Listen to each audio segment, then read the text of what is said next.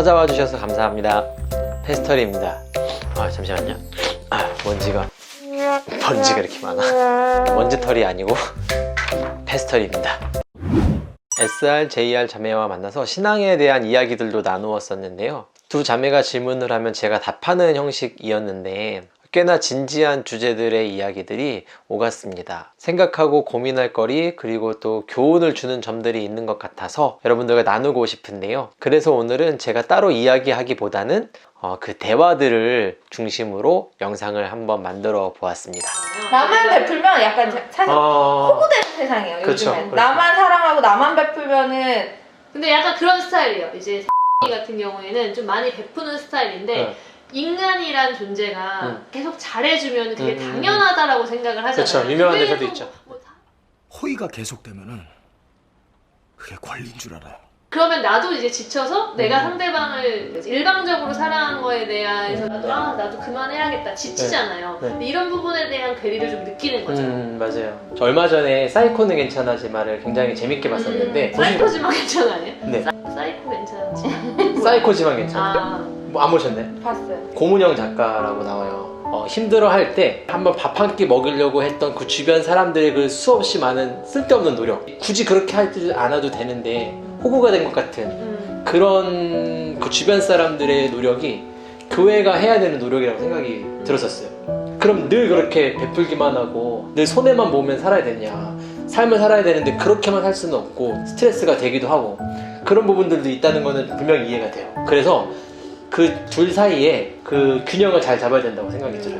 타이밍이 중요하다는 생각이 들어요. 축구를 예를 들자면 손흥민이 4골이나 넣었잖아요. 엄청나게 빨리 달려서 넣는 그 타이밍과 천천히 기회를 보는 달리기의 타이밍이 다른 거죠. 어느 한순간에는 전력 질주를 해야 되는 때가 오는 거예요. 근데 늘 그러면 안 된다.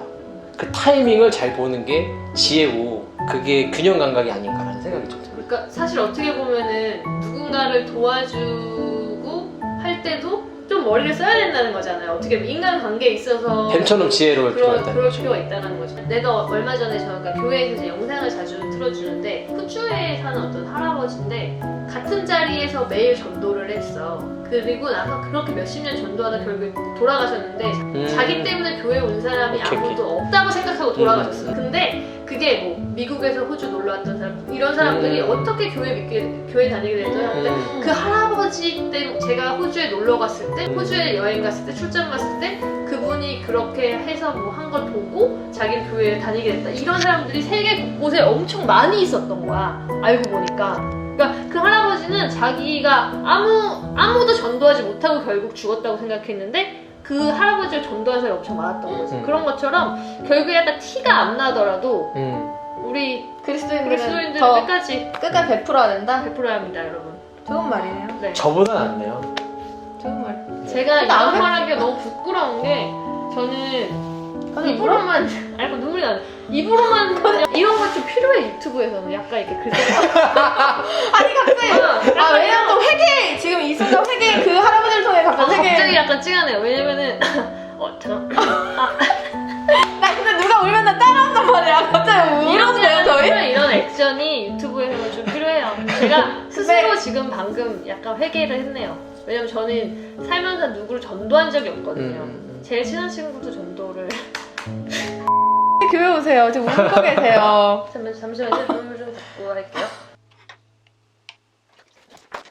잘 보고 계시죠? 중간에 끊어서 죄송합니다. SR 자매에 많이 베푸는 이타적인 성향에 대한 고민을 이야기하다가 호주의 전도자 할아버지 이야기를 거쳐 JR 자매가 눈물을 흘려 회개하면서 제 유튜브를 챙겨주는 모습까지 보게 되셨는데요. JR 자매가 이런 질문을 했습니다. 전도를 하면 상대가 부담스러워 하는 것 같다. 특히 오늘날처럼 교회 이미지가 땅에 떨어져 버린 이때 상대가 좀 부담스럽지 않게 지혜롭게 전도할 수 있는 방법이나 노하우를 좀 알려줬으면 좋겠다. 목사님이시니까 뭐 그런 필살기 같은 그런 노하우가 있지 않냐? 라는 질문이었는데요. 제가 이렇게 대답했습니다. 솔직하게 말씀을 드리면 사실 정말 없어요.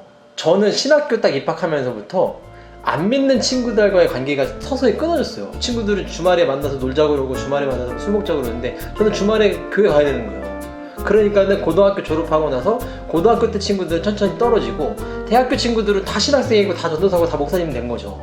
그러다 보니까 제 주변에 있는 사람들은 전도가 필요한 사람들은 거의 없어요. 그리고 교회 아 잘라버려라 그래. 아니 그게 아니라 아 교회 안 다니는 애들은 손절, 손절. 손절해라 뭐 전도고 나발이고 그냥 그건 아니고 그래서 사실은 네. 그런 경험이나 노하우가 없는 건 사실이지만 그러나 제가 가지고 있는 제 나름의 답과 그것을 살아보고자 하는 애씀이 이제 있는데 그건 뭐냐면 제가 전하려고 하기보다는 그들이 궁금하게 만드는 게 1번이라고 생각해요. 쟤는 왜 저렇게 살까? 손해보는 거를 두려워하지 않나? 손해보는 걸 알면서도 그거를 힘들어 하면서도 그럼에도 불구하고 왜 손해를 보려고 하나? 쟤는 왜 저렇게 성실하게 열심히 사나? 쟤는 왜 저렇게 기쁜가? 이런 것들을 내가 가지고 있는 삶에 대한 열정과 애씀 이런 것들을 잘 보여주고 이게 타고난 성향 때문이 아니라 나의 개인적인 성공 때문에 그런 게 아니라 내가 믿는 바 때문에 그런 거를 은근히 비춰줄 수 있어야 된다고 생각해요. 12년 지혜롭게. 정도 걸리겠네. 그러면 그럴 수도 있죠. 그래도 참고 12년 정도 걸리더라도 잽 정도 날려줘야 되는 거예요. 아 그게 가자가 아니라 이렇게 힘들어도 내가 믿는 바가 있어서 예수님의 사랑 때문에 그래도 견디는 것 같아 라고 그냥 그렇게 흘리는 거죠. 그럼 이 사람들은 관심을 갖게 될 거라고 저는 생각해요. 왜냐면 사람마다 다 공허함이 있고 사람마다 더 잘 살고 싶은 마음, 단순히 경제적인 의미를 넘어서서 그런 가격함들이 있는데 근데 내 주변에 사는 사람들 중에서 내가 본받고 싶고 내가 가지고 있지 못한 부분들을 가지고는 있는데 얼핏 보니까 신앙이라는 것 때문에 그런가? 라는 질문들을 할 수 있게 만들 수 있어야 된다는 거죠. 그러다 보면 그 질문들이 여러 가지 형태로 찾아올 거라고 생각해요. 진짜 질문일 수도 있고 오히려 공격적인 방법으로 올 수도 있다고 생각해요. 교회 왜 그 모양인데? 이렇게. 근데 맞아요. 그게 네. 은근히 그런 마음일 수 있다는 거죠. 그러면 그때 이제 적절하게 타이밍을 봐서 직면할 수 있게 내가 믿는 하나님의 사랑에 대해서 적극적으로 이야기해 줄 때가 분명히 오지 않을까. 그래서 흘려주는 거, 호기심을 갖게 만들어주는 게 그게 1번이라고 생각해요.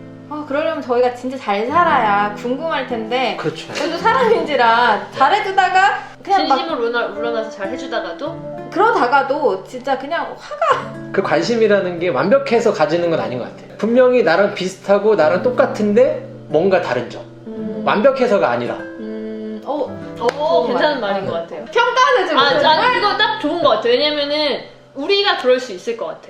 저는 요새 진짜 많이 생각드는 게 태풍이 왔는데 그게 막 일본으로 갔으면 좋겠다 응. 이런 댓글에 좋아요가 엄청 많더라고. 근데 저는 어디 나라도 피해 안 봤으면 좋겠다에 또 응. 좋아요를 누르시는 분들이 있었어요. 응. 그래서 저는 거기에 좋아요를 눌러줬어요. 거기에 밑에 댓글에 착한 척하지 마세요, 너 친구 없지 막 이러면서 막 그런 악플 엄청 달리는 거예요. 근데 저는 그거를 보고 누군가가 피해보는 게 고소한 이 세상이 어떻게 될까 약간 이런 생각이 들더라고요.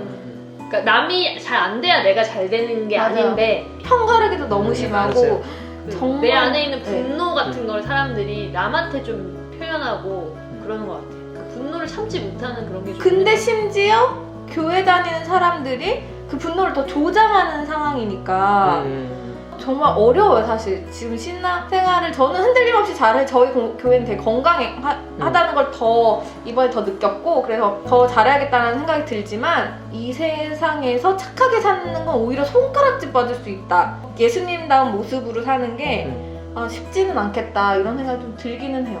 근데 답을 할 수가 없으실 거예요, 목사님도. 사실. 그럼 같이 답을 찾아가고 있는 중인데요. 네, 맞아요. 오늘날 개독교인으로 불리는 우리는 어떻게 예수님을 닮은 모습으로 살아가야 할까요?